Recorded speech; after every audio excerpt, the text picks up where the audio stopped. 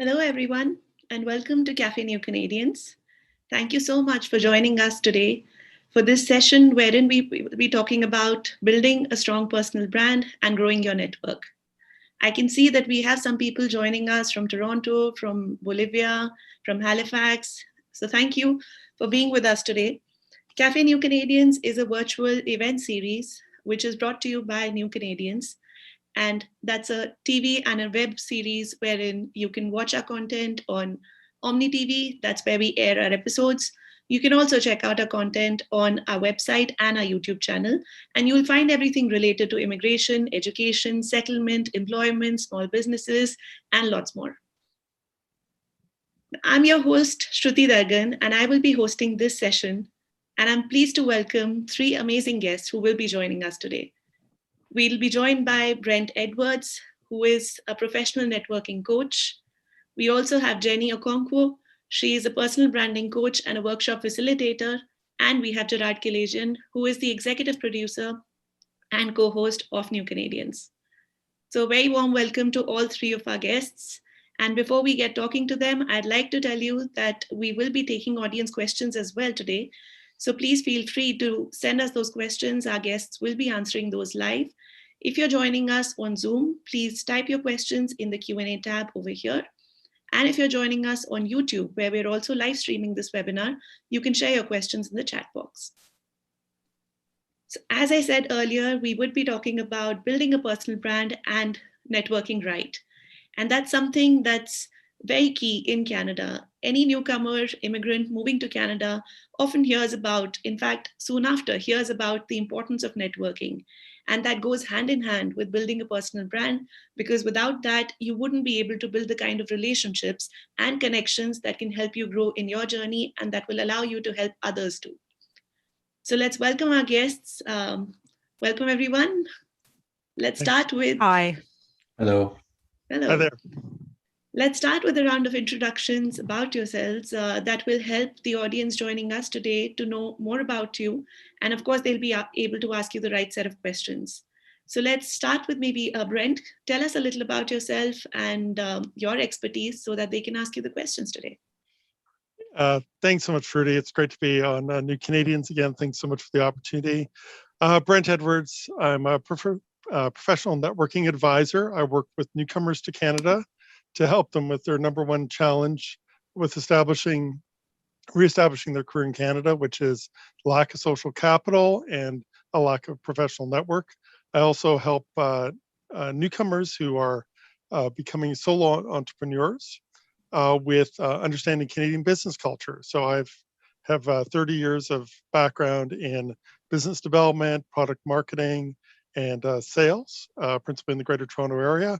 But I have lived all across Canada and look forward to welcoming newcomers because they're such an integral part of our economy and the fabric of our country. And helping them is something I feel incredibly passionate about.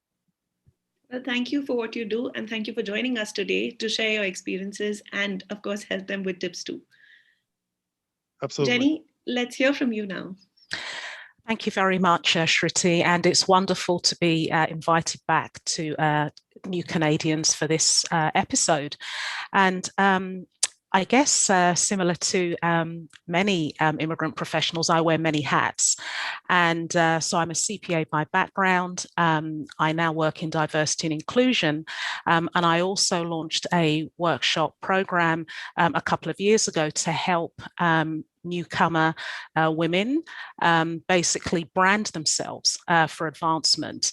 So newcomer women and also established women. So it's basically a woman's focus on personal branding, how to brand yourself for advancement, and really to create those opportunities and uncover those opportunities, to realize your professional potential. And that's exactly what we'd be hoping that you would be sharing with our audience today as well, and help them uncover and, reach their potential too. Absolutely. Now, Gerard, of course, you are someone who joins us every week when we bring these sessions, but today you're joining us on camera as well. So welcome. It's my pleasure to welcome you on camera today. And if you could also tell our audience a little bit about yourself. Thanks, Shruti, for this opportunity as well to be in front of the camera on Café New Canadians. Similar to Jenny, I'm an immigrant professional as well, and I came to Canada in 2010 from Dubai and Lebanon with years of experience in media. And in Canada, I worked in media-related field, and till I founded the New Horizons Media, which is a social enterprise for content creation and video production. And through New Horizons Media, also myself and you and a whole team, we produce New Canadians, the TV show, the web series, as well as the series Café New Canadians virtually, just to help immigrants, newcomers to Canada, and those who are on their way here find the right information, helpful information, information that they can trust and that will help them succeed faster in Canada and succeed bigger as well. Well, thank you for sharing that with us. And before we start talking about the importance of networking, something that comes to mind looking at all three of you as our panelists today is that all three of you also in a way came together to know each other professionally through networking. So let's start with that to understand a little bit about, your personal experiences, how you found each other professionally, and what was the start of this relationship like. Gerard, maybe I think you're one person who has had the chance to kind of network with both of them early on. So I'll begin with you here.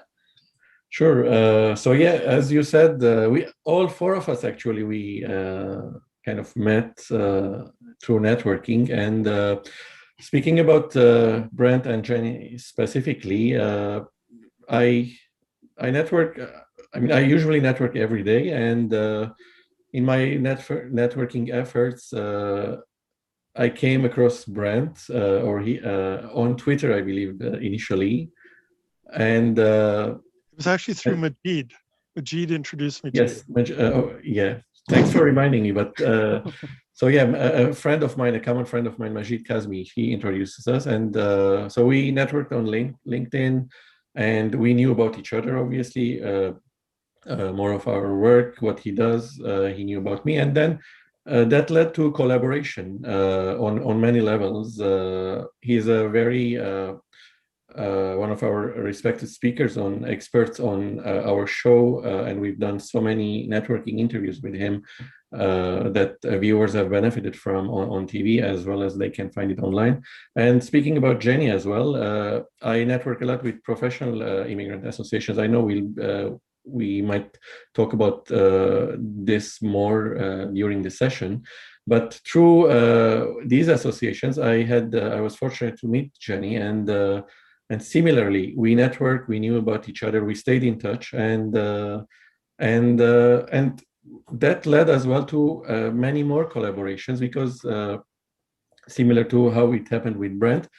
And 2 years ago, when we launched our 5th season on TV, we organized a big event, Shruti, if you remember, and that event is where Jenny and Brent met, and they networked, and here they are. Well, that's wonderful to hear. And I do remember the event. And in fact, we were discussing that just a while back. Exciting memories, and definitely a pre-pandemic phase that we all miss so much. Jenny and Brent, how about you also tell us a little bit? Of course, your experience, your relationship with Gerard, we've heard about that.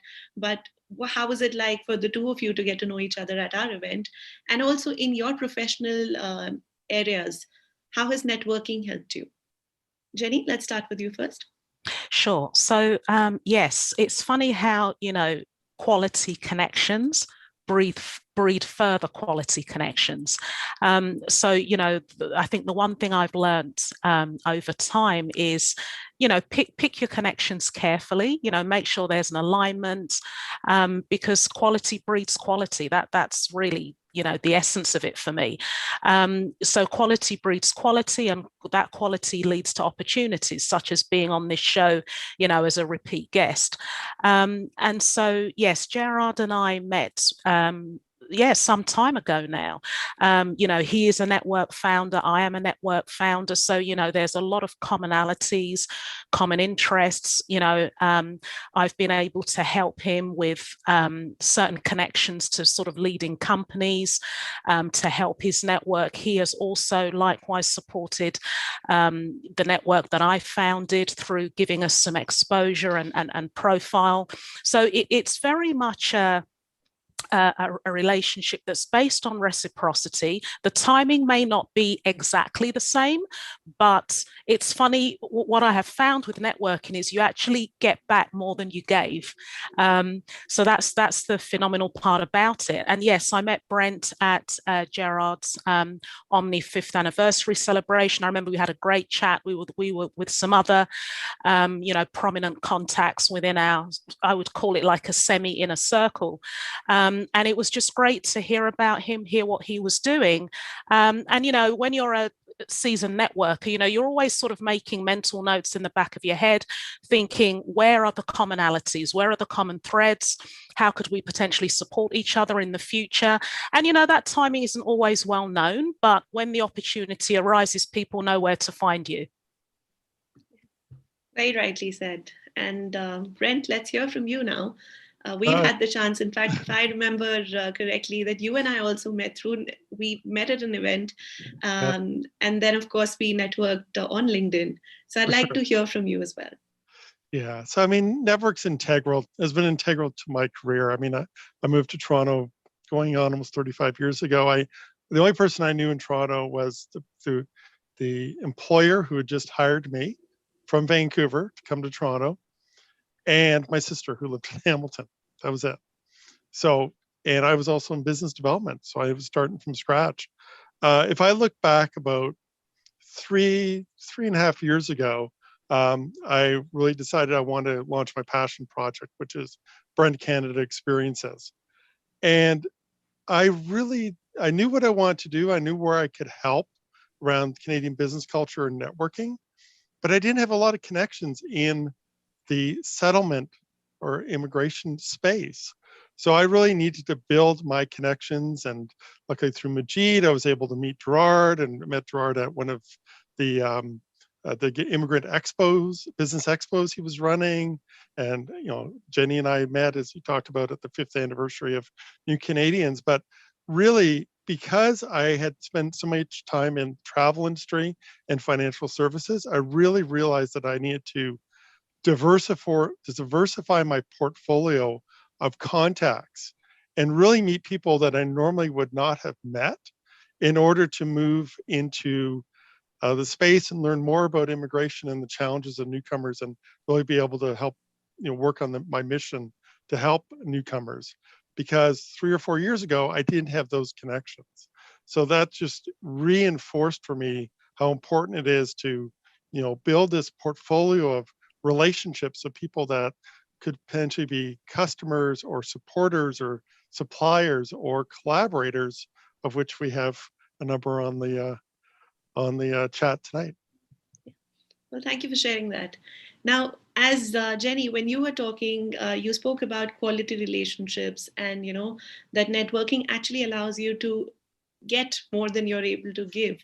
And I'd like to now learn about networking. What would you say for newcomers? Because, when a newcomer comes to a country, there's so much that they would want to know. There are connections they want to build.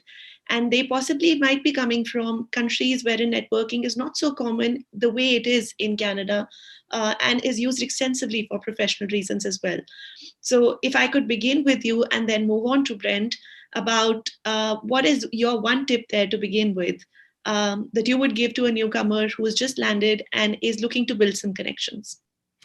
Yes, exactly. So the first thing to note is, unless you already, say, have an established group of people maybe who have moved here before you, and this is outside of family and friends, like maybe some professional contacts that are already here, it really is ground zero. And that can be a very daunting task, particularly if you have come from an environment where networking is alien.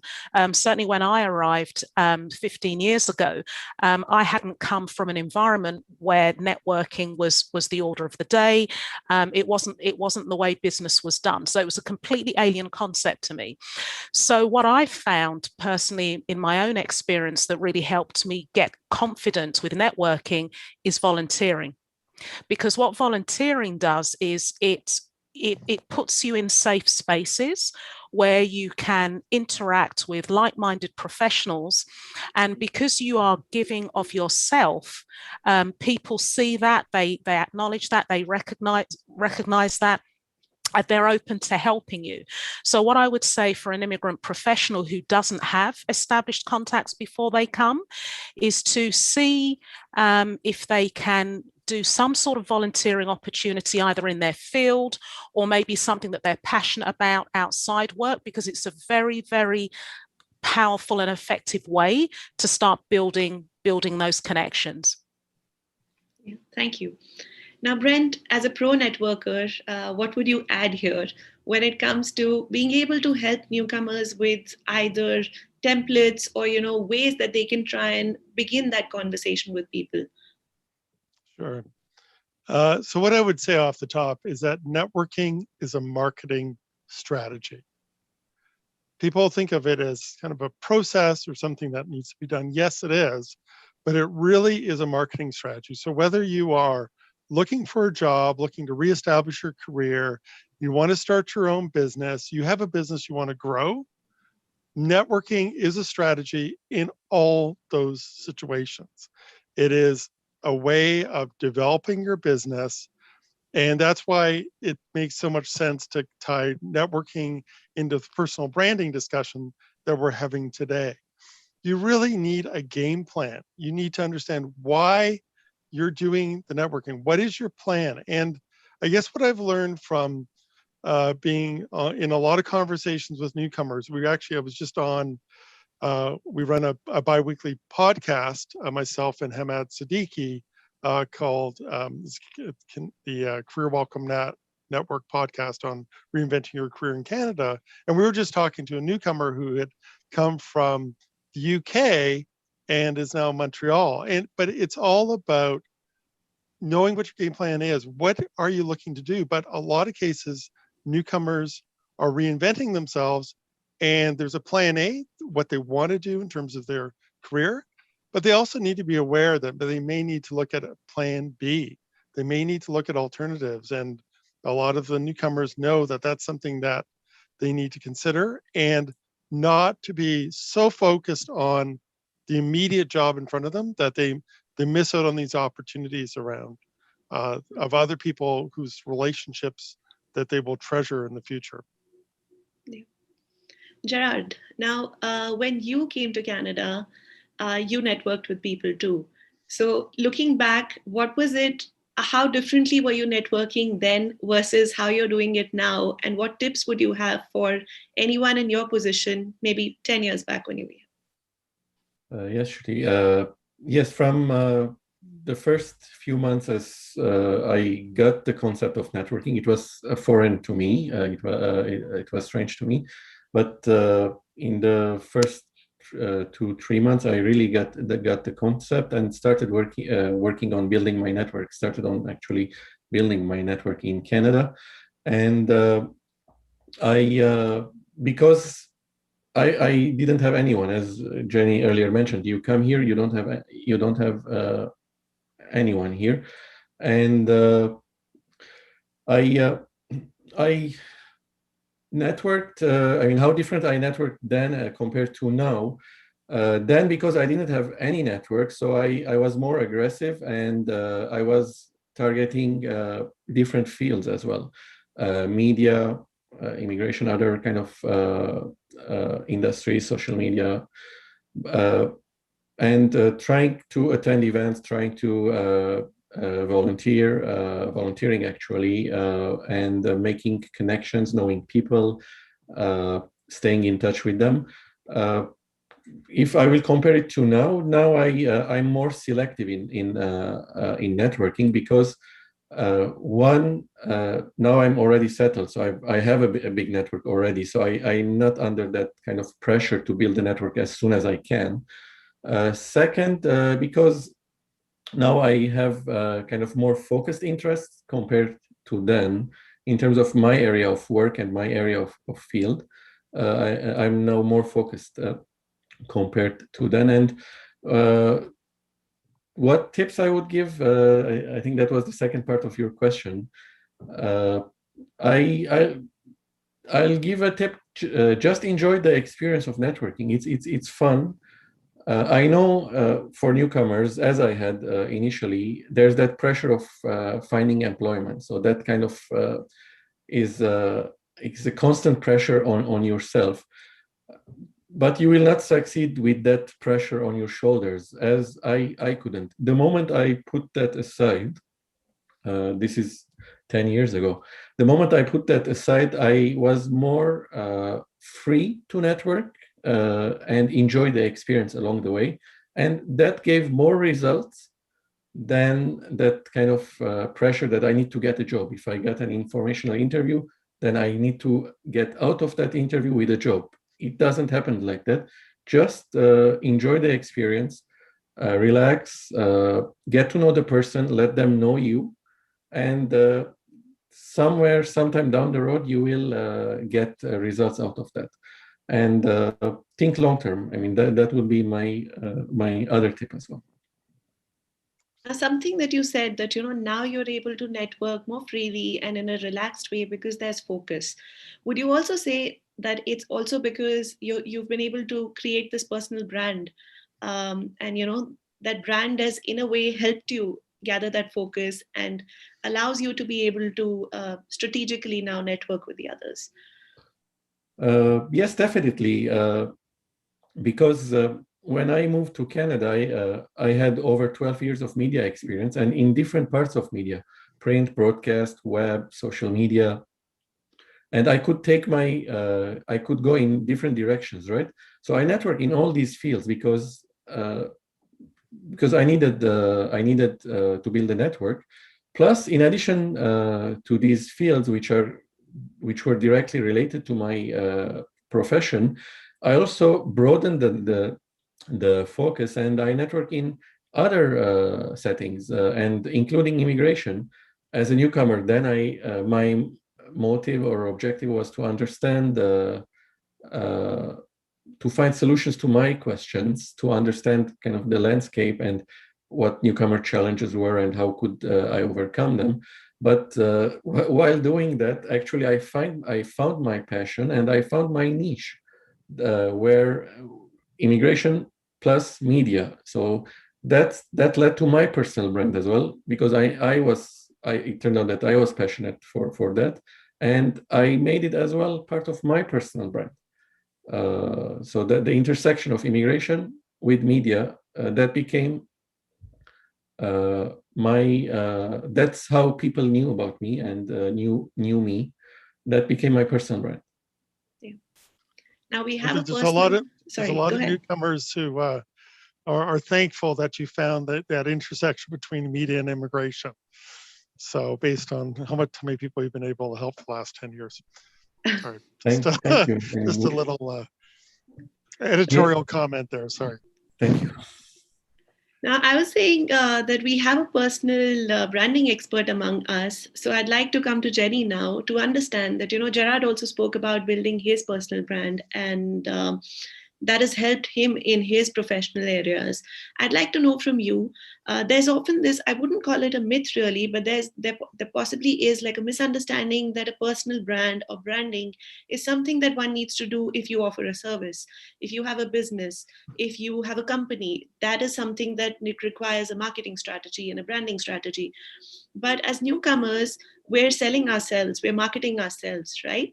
So what would be your tips or your strategy for newcomers, immigrants, international students when they're networking, that they begin with their personal brand?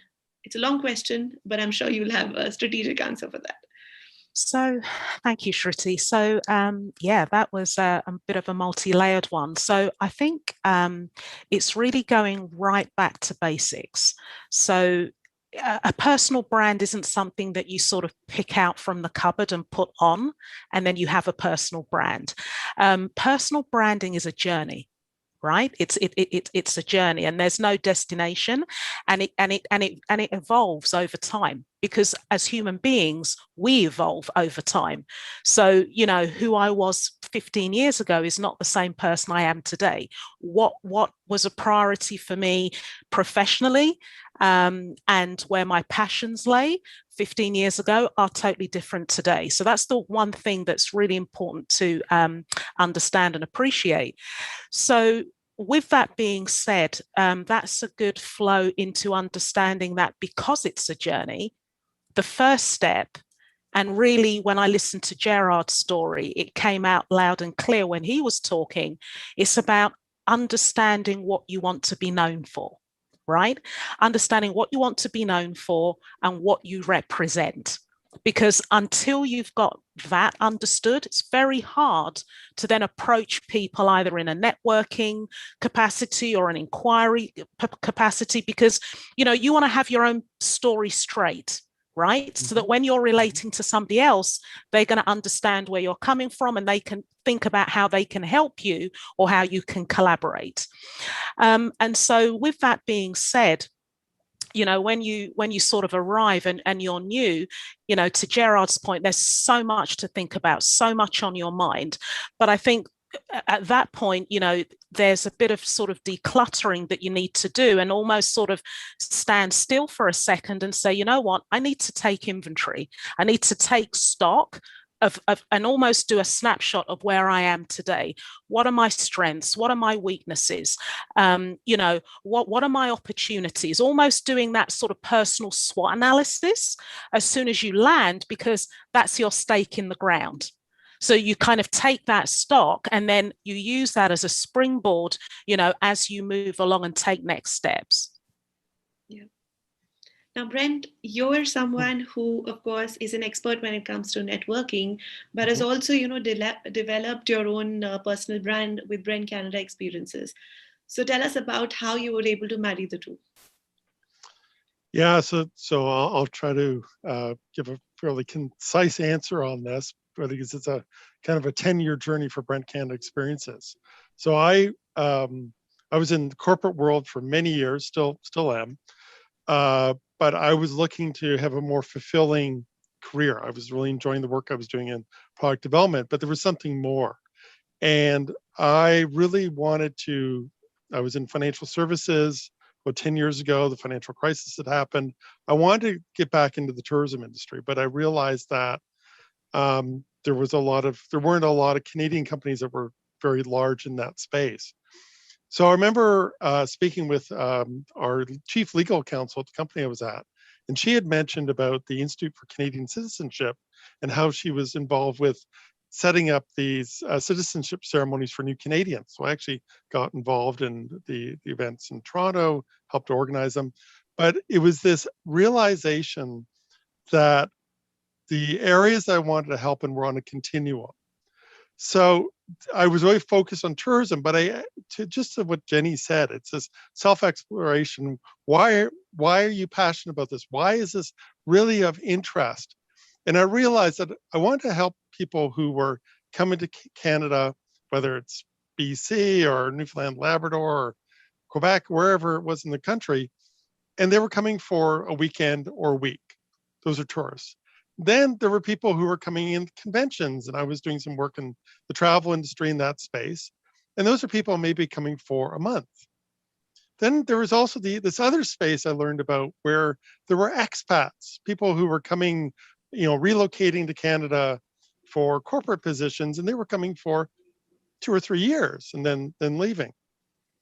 Then the next step was, but then there's people who are coming to Canada for the rest of their lives.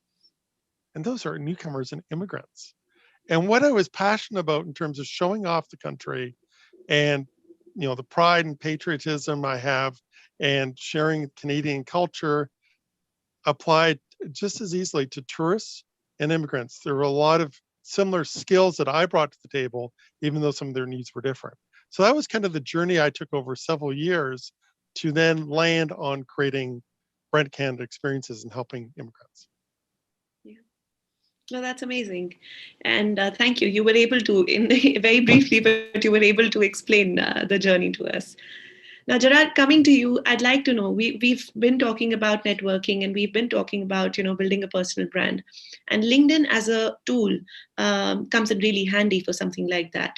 So I'd like to know from you your experience on how you were able to use LinkedIn for both personal branding and networking, and if there are any hidden tips there that you'd like to share too. Definitely. I've used LinkedIn and Twitter as well for networking purposes. Initially more Twitter, but then LinkedIn more and more. It helps me in two ways. One is I need to stay in touch with people and I need to keep them updated about what I'm doing, things I'm working on, or achievements I've done, collaborations I'm doing, whatever I'm working on. I need a way to tell people. I can't send them an email every day. Hey, I'm doing this or I'm doing that. My network is big, so LinkedIn for me is one way, or the primary way, to keep them updated about what I'm doing, and also know about what others are doing, what Jenny is working on, or what Brent is working on, and where I see collaboration opportunities, maybe I can help, or maybe I can offer some assistance. So I've reached out to people, and similarly, they've reached out, and by doing this, by updating people about my activities, it helps in breaking the ice with people when I need to, let's say, pitch a project to someone. I don't need to make a big effort because they already know me, even if we're just connected through LinkedIn virtually. But they already know me. They followed me, my posts, my activities for a number of months or years, and they've I've managed to build that enough trust for them to trust me to give me a chance, or to at least to give me an interview, to listen, to pitch my project. And also, I've connected to so many people through LinkedIn because I've came across their name, or their maybe they've commented on someone's post, and I've realized that there are common areas between us, things that we might collaborate on, or areas that we might collaborate on. And I've reached out to make a connection and explain as well, hey, I'm doing this and this, and I see that you're working on that, and maybe I can be of assistance, or even sometimes a question. And it helps me now to further build my network, and as well to maintain my network through my regular posts and communication. Sure. Now, Jenny, LinkedIn, of course, is, like I said, a tool where one can showcase their personal brand. Now, it's also intuitive. If someone's creating an account or a profile on that, there are fields to fill, and there is text to write about yourself, somewhat in a way how when someone's approaching job search, they would be coming up with a resume document. From you, I would like to know, what are some of the key things to keep in mind when one is creating that brand on LinkedIn, or questions to ask or answer through the LinkedIn profile as well?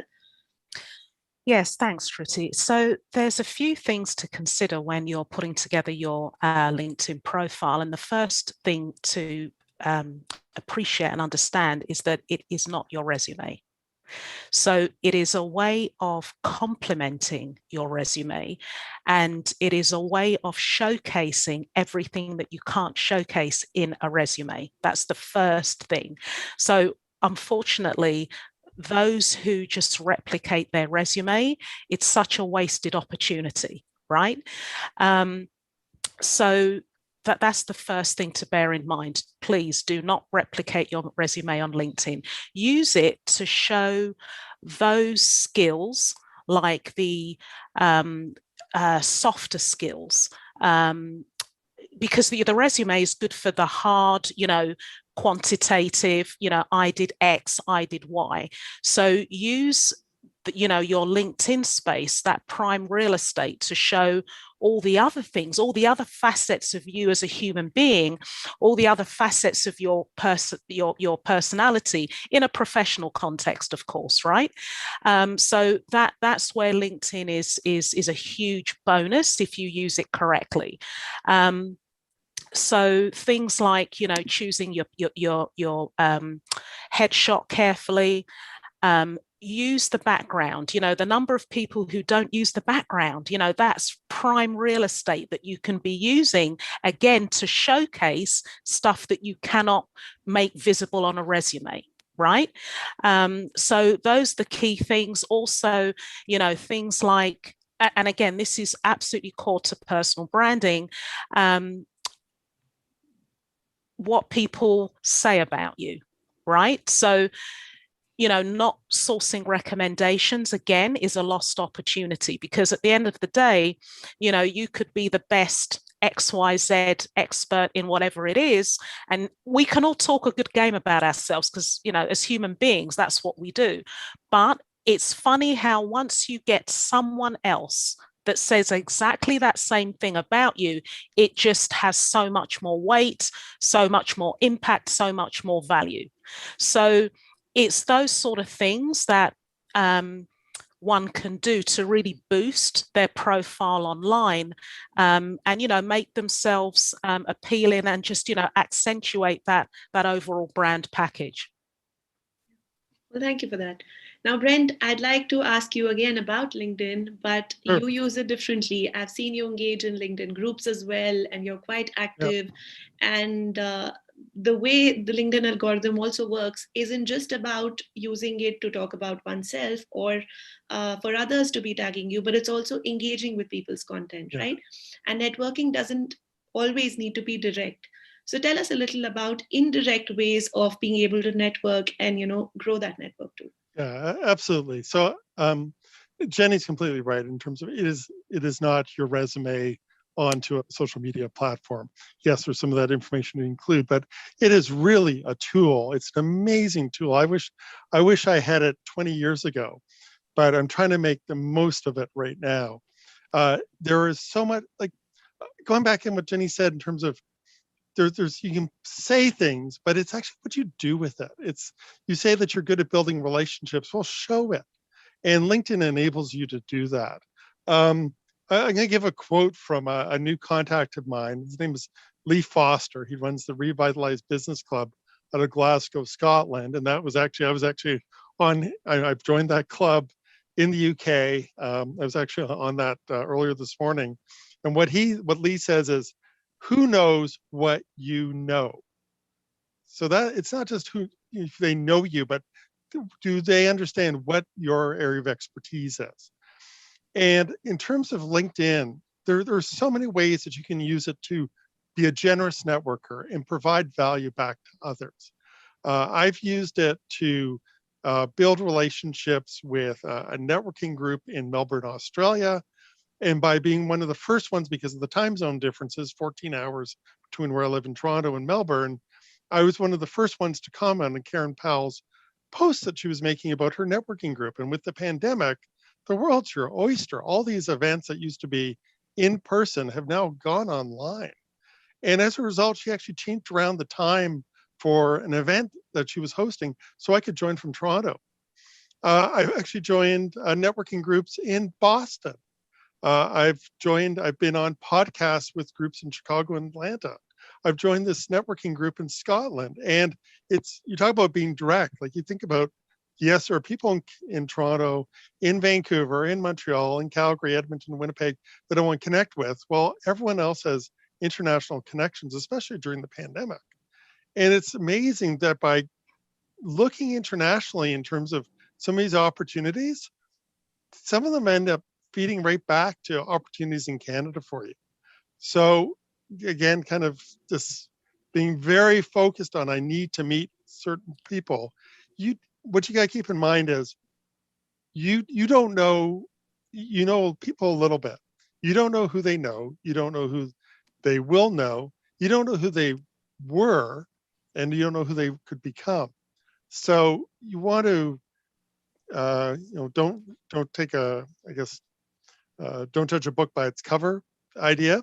There's all kinds of opportunities. And because of the pandemic, I would encourage people to act now and take advantage of some of these international events, because most of them are free. They're still available. People are still locked down, but it's a great opportunity. Sure. Now, of course, in networking, the first step would be to be establishing that connection, and the next one would be to take that conversation further. And that's something that becomes a difficult point wherein a lot of newcomers might just struggle, because it's easier to be able to send in a branding statement, style message to someone to say that, I'm so and so and I do this. But then how do you take the conversation further? And there's a question related to that here, which I'd like to ask. Satya, who's joining us on Zoom, is asking, he's an introvert and finds it difficult to continue conversations once he is connected with a recruiter on LinkedIn. He knows that, they're busy folks, and he wouldn't just want to say hi and let them assume or judge that he might just be looking for a job. Whereas he's not just looking for a job, but he's looking to build his career. So that's a problem for him right now. How can he fix that? Jenny, your comments first.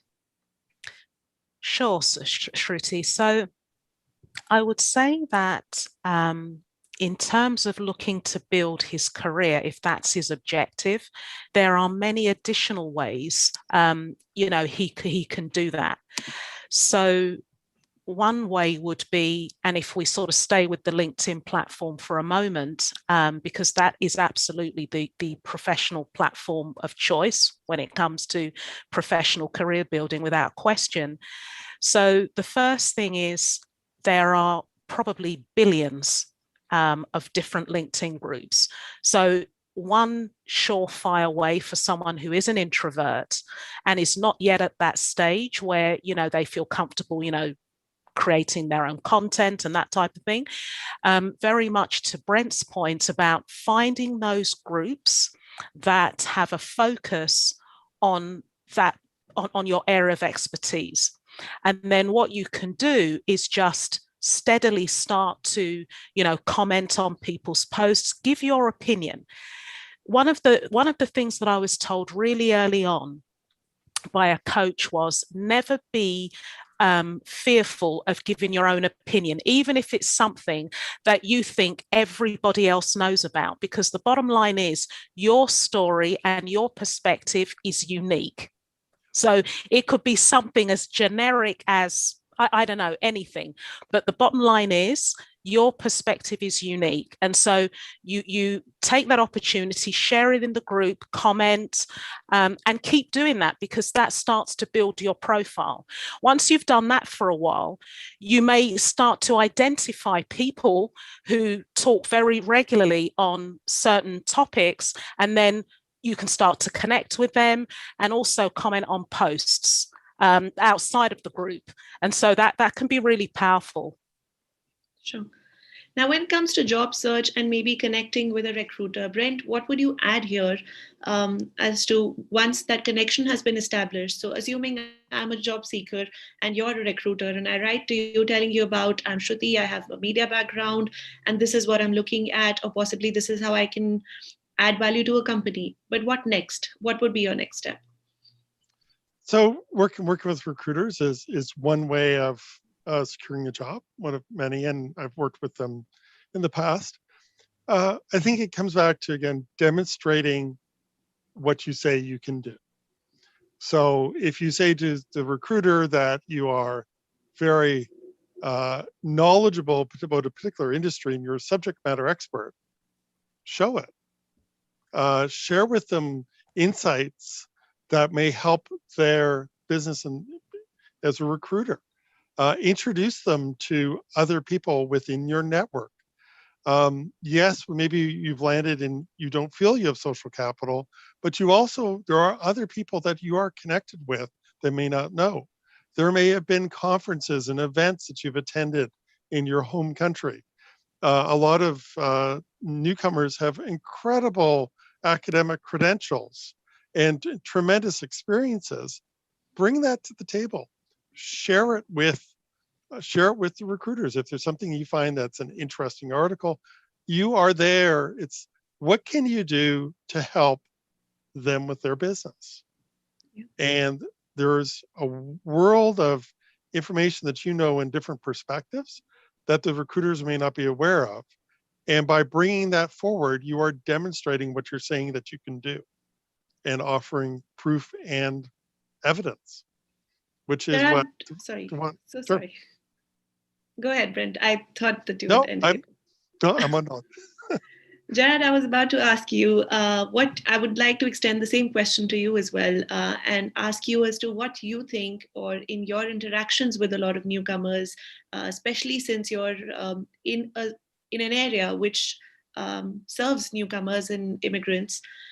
What has your interaction been like, or some mistakes that maybe people make, and you could share as to how not to be making those mistakes when it comes to networking with individuals? Yes, so one of the biggest mistakes I see in newcomers, some newcomers, obviously, is being short-sighted in the sense that, let's say, I meet Brent today and Brent doesn't have anything for me. That I walk away. So that kind of focus only on the immediate, that I need a job. If that person doesn't have a job, I walk away.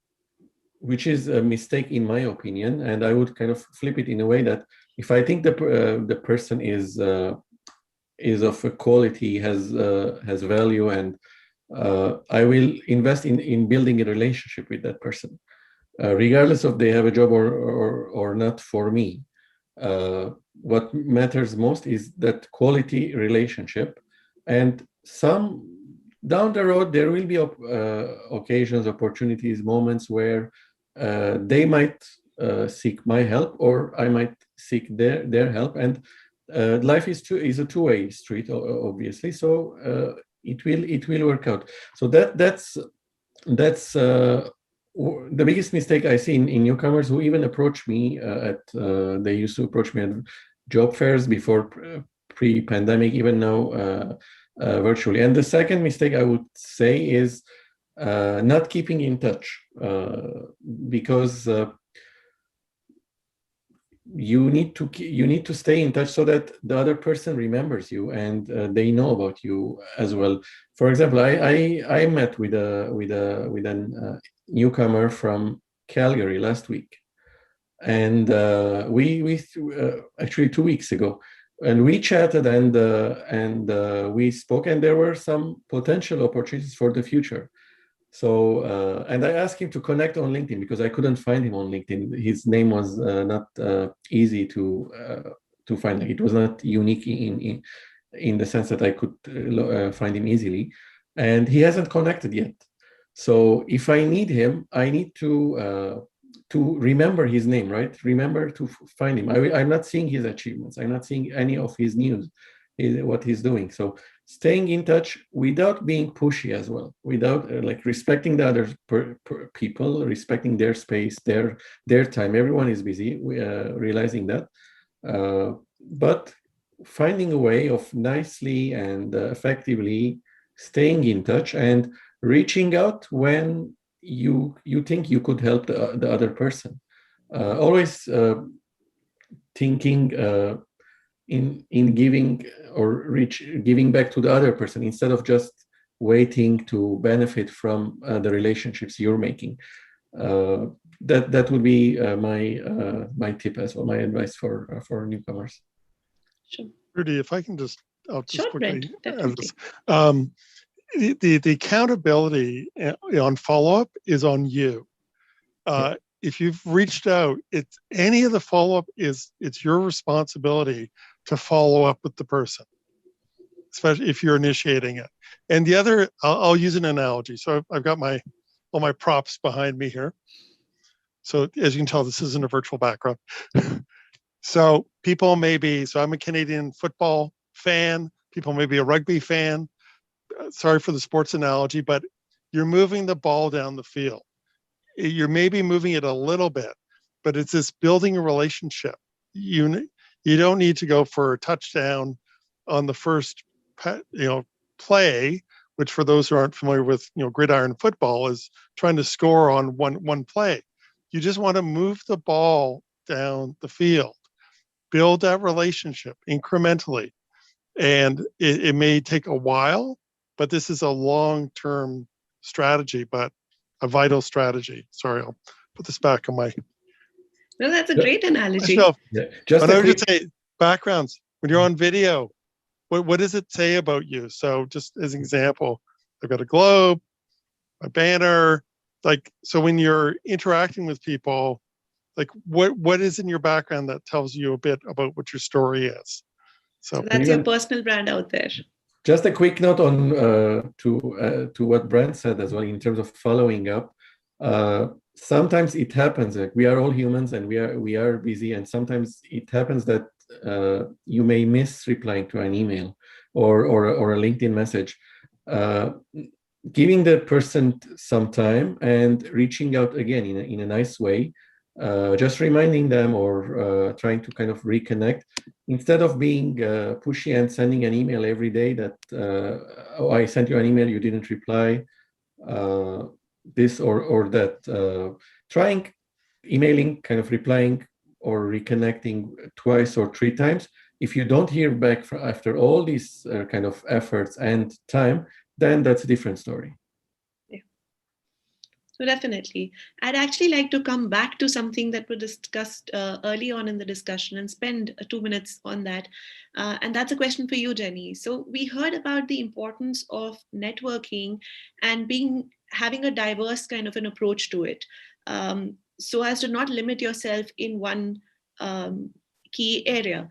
How important, or is it in a way detrimental to the whole idea of your personal brand? I'm just wondering if, when it comes to you showcasing your personal brand, is a targeted approach possible if you're connecting within your key area, or should one diversify the networking strategy? Jenny, I guess you're on mute. Sorry. Yeah, that's a great question, Shruti, because I think many of us, we have almost like different versions of ourselves. We wear different hats. If I take myself, I'm a CPA, I'm a D&I practitioner, I have a workshop program for women's personal branding. So many people have so many, other projects going on. They're not just one identity. And so I think it depends on what those different facets of your life are. So if I take myself, I guess I have some common threads that run between all of them. So yes, I'm a CPA now working in diversity and inclusion. The network that I've founded is at the intersection of both of those things. And then in addition to that, helping BIPOC women, CPAs, women of color CPAs, brand themselves again is a D&I dimension coupled with the CPA dimension. So you will have areas where there is some overlap, but of course you're going to have areas as well where you do need to diversify your network. So for instance, I can talk about certain D&I topics that I'm very passionate about, but I guess what I do to sort of keep it relevant to my audience is I can focus that, say, predominantly to a CPA audience, right? Like a finance and accounting audience. But at the same time, it also resonates with my D&I professional network. So it's about finding those common threads and having a common theme so that as a brand, there isn't brand confusion. So I can tell my story very easily about why I'm passionate about those three areas: finance and accounting, D&I, and personal branding, because there is a common theme that runs through all of them. So it really does depend what those facets are. And then depending on what those facets are, you need to work out what the best networking strategy is, whether you need to diversify or not. So some may have an overlap and some may not. You have to do something that is common sense, that makes sense, right? Yeah. Definitely. And soon I would actually ask all of you to conclude in a way that you're able to share your final tips with our audience today. But a quick question before that, as we were talking about personal branding, and one's brand starts with your own name. I see a question here which is about, should one add, because LinkedIn has a feature wherein you can add the pronunciation of your name, or sometimes people have a nickname as well that they add there.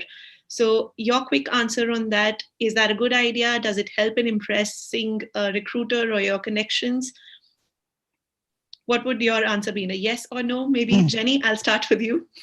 That's a great question. And as someone who does often have people who struggle with pronouncing my last name, funnily enough, I haven't used the pronunciation feature. I just repeat it to people, or I joke and say, look, call me Jenny for short. I think it's a personal choice, Shruti. I don't think there's a hard and fast kind of mandate. I think it's personal preference. Sure. Brent, what's your answer for that? Or what would you recommend? 30-second story. Gentleman I know who's founder, who Gerard knows, and used to work with, Nick Rani, explained the story. He had all kinds of experience from Dubai, came over Canada, this is about 20 years ago, had a name that some of the interviewers were struggling with. And he was in a meeting with them and he was asked, well, I can't pronounce your name. What is your nickname? So he thought about it and then he decided to start using Nick as his Canadian name. So he's known as Nick Narani. That's how he came up with it. I think it's really a personal decision if people want to do that. Sure. One tip regarding the name, Shruti, I would add, have your name on LinkedIn the same way you have it on your business card or the same way people know you. I've met few people who, especially from Hispanic backgrounds or Portuguese backgrounds, where you have like two last names and there's a middle name. So I've tried to search for people. I couldn't find them because their name in their email, let's say in the inbox or on their business card, is shorter, but on LinkedIn it's the longer name. So I would advise to sync as well, like have it the same everywhere. And with that, of course, today we've been discussing personal branding, networking, and a few key phrases that have popped up multiple times would be quality or a targeted approach, being consistent. And that applies to what you just said, Gerard, which is consistent in your branding and then consistent and persistent when it comes to networking too. Before we conclude and end today's session, I would just come back to all of you and ask you if there was just one tip, and mind you, just one that you would like to share now, just because we've shared a lot of tips, but the one tip that you'd like to end with, what would that be? A message for our audience today. Gerard, I'll begin with you. My message would be genuine and be authentic in building your network, and also in establishing your personal brand, your personal story, and be strategic and think long-term as well. Don't focus on just in the immediate to get your first job or just to settle in. Be long-term. Yeah. Jenny, what would you add to that, or a different tip altogether? Sure. So I would say, make sure that your actions follow your words. So, if you've stated something out there, say on your profile, make sure that your actions demonstrate those things and that you can, at the drop of a hat, give examples that back up, whatever you're putting out there as your story or your background or your skills. So just make sure your actions follow your words, because to Gerard's point, that's the whole authenticity and integrity piece coming together and is an absolute key personal branding component. Sure. And Brent, I give you the last words here. What would be your tip? Thanks so much. Be a generous networker and do an inventory of your personal network. Is the personal network that you have today going to be able to take you where you want to be in 5 years? If not, you may need to diversify and expand your network or change your personal branding to get to where you want to go. Perfect. Thank you to Gerard, Jenny, and Brent, all of you, for not only sharing your personal experiences and how the story of how you all came together, but also sharing wonderful tips with our audience and guiding them as to how it shouldn't be a short-term plan, but a long-term plan. Thank you for your time today and for your interaction today. That's all I would say at this point. And thank you to our audience as well joining us today. On your screens, you should be able to see the resources that you can reach out to Brent with, or you can definitely connect with all of our speakers here today on LinkedIn or reach out. And we hope that you were able to find value in the tips that have been shared today. For more such sessions that we do every week as part of Café New Canadians, you can follow us on all of our social media platforms. That's where you would see updates about our upcoming sessions. And you can also check out our videos on YouTube and subscribe to the YouTube channel, as well as hit the notification bell for updates for future. Thank you once again for joining us. Before you sign out on Zoom, you will be able to see a survey, which will help us understand how we did today and perform better the next time or answer your questions. Thank you for joining us, and stay safe. Take care.